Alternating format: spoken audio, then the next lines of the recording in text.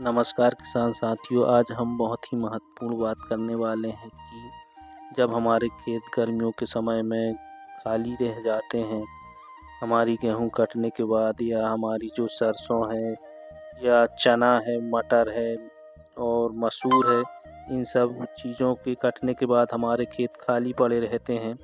हम इस समय में कौन सी फसल लगाएं ताकि हमारी जो खाली ज़मीन पड़े रहती है तो इस समय में हम कुछ फ़ायदा उठा सकें। इसी के विषय में कुछ बातें बताने वाला हूँ कि आप गर्मी के समय में कौन सी फसल लगा सकते हैं जिससे कि आप अधिक से अधिक फ़ायदा उठा सकते हैं। तो हम गर्मियों के समय में मूंग की उन्नत खेती कैसे करें, इसकी मैं जानकारी देने वाला हूँ कि खेत की तैयारी कैसे करें, बेस्ट क्वालिटी के बीज का चुनाव करें, सही बेसल डोज कौन सा दें, सही पानी की सिंचाई कैसे करें, खरपतवार हो तो नष्ट कैसे करें, कीट का प्रबंधन कैसे करें। इन सब बातों की जानकारी मैं आगे बताने वाला हूँ किसान साथियों। वीडियो को अंत तक देखना, तभी आपको जानकारी समझ में आएगी। जिन लोगों ने वीडियो को लाइक नहीं किया है वह लाइक कर लें, चैनल को सब्सक्राइब कर लें और बेल आइकन दबाना ना भूलें। वीडियो को ज़्यादा से ज़्यादा शेयर करें ताकि दूसरे किसान साथी भी इस वीडियो के माध्यम से फ़ायदा उठा सकें। बात करते हैं मूंग की बुआई कब करें। गर्मियों के समय में मूंग की बुआई कब करें? गर्मियों के समय में 15 मार्च से 15 अप्रैल के बीच में यदि आप मूंग की बुआई करते हैं तो आपको अधिक उत्पादन मिलने वाला है। और यदि आप बरसात के समय में मूंग की बुआई कर रहे हैं तो 15 जून से 15 जुलाई तक बरसात के मौसम में आप मूंग की बुआई कर सकते हैं। लेकिन ऐसे स्थानों पर मूंग की बुआई करें बरसात के समय में जहां जल्दी से निकासी निकल सके। ऐसे स्थान पे यदि आप मूंग की खेती कर रहे हैं तो ऐसे स्थान पे करें जहां पानी ना भरे और पानी बहरहाल हम बात कर रहे हैं गर्मियों के समय में। गर्मियों के समय में यदि आप मूंग की खेती कर रहे हैं तो बेस्ट वैरायटी का चयन करना, और यदि आप अधिक उन्नत खेती करना चाहते हैं तो बेस्ट वैरायटी ज़रूरी है। बेस्ट वैरायटी का चयन करें। जैसे कि हम कुछ बेस्ट वैरायटियां हैं जिनकी बात करते हैं, जैसे PDM 139 जो कि सम्राट के नाम से जानी जाती है। यदि आप इस वैरायटी को लगाते हैं तो इसमें आपको पैदावार में अधिक बढ़ोतरी होने वाली है। PDM 139 जो कि आप यदि इस वैरायटी को लगाते हैं तो आपकी जो मूंग की उन्नत खेती है बहुत अच्छी होने वाली है। इसके अलावा दूसरी वैरायटी आप बंसी गोल्ड लगा सकते हैं। इसमें आप दाने में चमक और दाना वजनदार, और आपके जो पौधे में अच्छी ग्रोथ मिलती है, दानों और फलियों की संख्या अधिक बनती है, फूल फलियों की संख्या अधिक बनती है। इस तरह से आप बंसी गोल्ड का चयन कर सकते हैं। Number 3 star variety, star 444।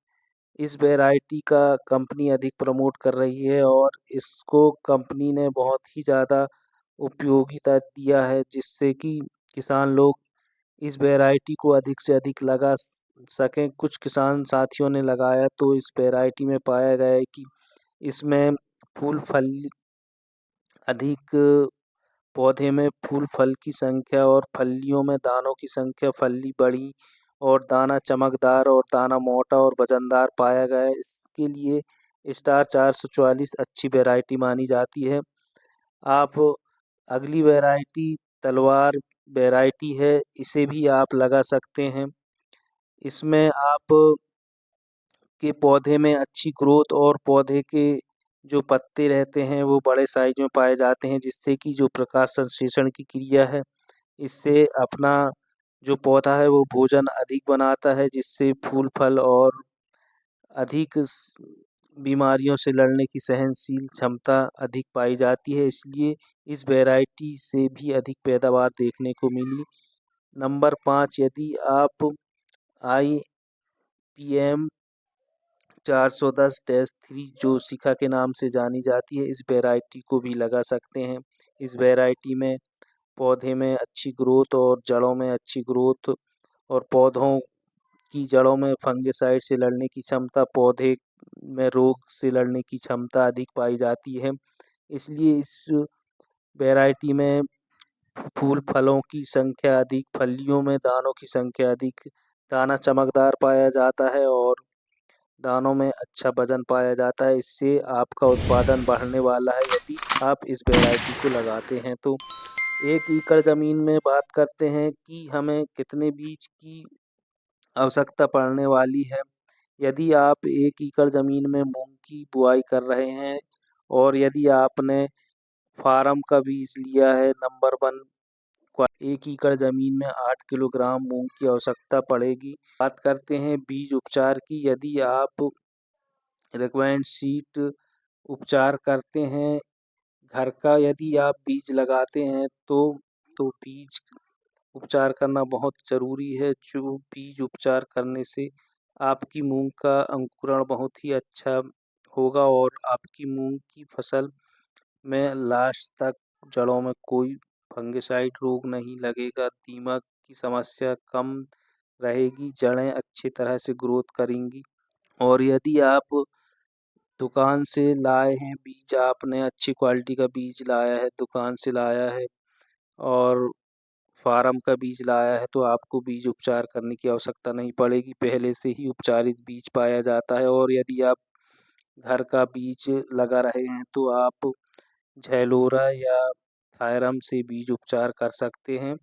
इस तरह से आप बीज उपचार करके यदि आप बुआई करते हैं तो आपकी पैदावार में बढ़ोतरी मिलेगी और आपके पौधों में कोई फंगिसाइड और जड़ों में फंगिसाइड नहीं लगेगा और आपका पौधा अच्छे से ग्रोथ करेगा। इस तरह से आप को अधिक पैदावार मिल सकती है। साथ ही सिंचाई का भी ध्यान रखना है, 5 से 7 दिनों में प्रॉपर सिंचाई करते रहना है। इस समय में इल्ली और कीट का प्रकोप भी अधिक पाया जाता है। यदि आप आसपास के खेतों में कोई फसल नहीं रहती और यदि आप गर्मी के जायद के सीज़न में यानी गर्मी के सीज़न में यदि आप मूंग की खेती कर रहे हैं तो इस समय में कीट का प्रकोप अधिक पाया जाता है। कई प्रकार के कीट जैसे कि थ्रिप्स या ब्लैक थ्रिप्स, एफिड जैसी कीट, सेमिनाल, लूलर इल्ली, हरी इल्ली, सफ़ेद मक्खी, पीला मोज़ेक वायरस, फली छेदक इत्यादि कई प्रकार के कीट पाए जाते हैं। इनकी रोकथाम कैसे करें हम आगे बात करने वाले हैं। बात करते हैं खरपतवारों की। यदि आपकी मूंग की फसल में खरपतवार हैं तो आपकी 50 से 60% पैदावार घटने वाली है। इसलिए आप यदि आपकी मूंग की फसल में खरपतवार हों तो आप इसकी बनिहारों की सहायता से निदाई करा दें या निदाई नहीं कराना चाहते तो आप बैलोरा 32 का 800 ml 1 एकड़ पर ज़मीन में छिड़काव या स्प्रे कर दीजिए तो आपके जो भी खरपतवार हैं वह नष्ट हो जाएंगे। बात करते हैं कीट प्रबंधन की। तो हमारी मूंग की जो गर्मी की फसल जायद की फसल रहती है, इसमें आसपास खेतों में कोई भी और फसलें नहीं रहती, इसलिए कीटों का प्रकोप अधिक पाया जाता है। जैसे कई प्रकार के कीट प्रकोप, थ्रिप्सम या ब्लैक थ्रिप्सम, एफिड जैसी कीट, सेमिनाल, लूपर इल्ली, हरी इल्ली, सफ़ेद मक्खी, पीला मोज़ेक वायरस, फली छेदक इत्यादि कीट पाए जाते हैं। यदि इनसे आप छुटकारा पाना चाहते हैं तो आप कीटनाशक दवा का स्प्रे कर सकते हैं। मेलाथेन, प्रोपेनाफॉस, ट्राइजोफास इत्यादि दवाओं का स्प्रे आप कर सकते हैं। इनसे आप जितने भी प्रकार के आपके कीट हैं वह नष्ट हो जाएंगे और आपकी फसल में बढ़ोतरी मिलने वाली है। इस तरह से आप कीट का प्रबंधन कर सकते हैं। बात करते हैं पहले पानी के समय में या दूसरे पानी के समय में कौन सा बेसल डोज डालें ताकि हमारी जो मूंग की फसल है वो अच्छे से ग्रोथ कर सके और हमारी मूंग की फसल में अच्छे फूल फल और फलियों की संख्या बढ़ने वाली है। यदि आप इस प्रकार का बेसल डोज दे सकें तो आपकी जो पौधे की ग्रोथ है वह अच्छी रहेगी और आपकी फूल फलों की संख्या भी अच्छी रहने वाली है। तो बात करते हैं जैसे कि हमारी मूंग की जड़ों में राइजोबियम की जो गांठें होती हैं वो नाइट्रोजन को इकट्ठा करके अपने पौधे तक पहुंचाते रहती हैं, इसलिए नाइट्रोजन की आवश्यकता कम पड़ती है। फिर भी आप पहले पानी के समय में यदि अच्छा उत्पादन लेना चाह रहे हैं तो यूरिया 15 से 20 kilogram urea plus 3 kilogram sulphur दोनों को मिलाकर आप पानी चलाने से पहले डाल सकते हैं, या यूरिया और सागरिका इन दोनों चीज़ों को डाल सकते हैं। और यदि इनको नहीं डालना चाहते तो यूरिया प्लस माइक्रोराजा इन चीज़ों को डाल सकते हैं। और यूरिया माइक्रोराजा नहीं डालना चाहते तो आप यूरिया प्लस डीएपी दोनों को मिलाकर जैसे 15 किलोग्राम यूरिया और 15 किलोग्राम डीएपी दोनों को मिलाकर आप डाल सकते हैं। इससे आपकी जो भी पोषक तत्वों की आवश्यकता है वह पूरी हो जाएगी। और गर्मियों के समय में यदि आप मूंग की खेती कर रहे हैं तो आपको इन सब चीज़ों का ध्यान रखना पड़ेगा, तभी आपका उत्पादन बढ़ के मिलने वाला है। इस तरह से आप मूंग की खेती कर सकते हैं। प्रॉपर सिंचाई करना है और 5 से 7 दिनों में प्रॉपर सिंचाई करते रहना है। और गर्मी के समय में जो कीट प्रबंधक हैं इनका भी ध्यान रखना है। यदि आप गर्मी के समय में मूंग की खेती करते हैं तो कीटों की संख्या और इल्लियों की संख्या अधिक पाई जाती है, माहू वगैरह। तो इनसे बचने के लिए आप समय समय पर कीटनाशक दवा का स्प्रे करते रहें। इस तरह से आप यदि मूंग की खेती करते हैं तो आपको अधिक फ़ायदा मिलने वाला है। जानकारी कैसी लगी किसान साथियों कमेंट करके बताएं। जिन लोगों ने वीडियो को लाइक नहीं किया है वह लाइक कर लें, चैनल को सब्सक्राइब कर लें, ज़्यादा से ज़्यादा शेयर करें ताकि दूसरे किसान साथी भी इस वीडियो के माध्यम से फ़ायदा ले सकें। मिलते हैं अगले वीडियो में। नमस्कार।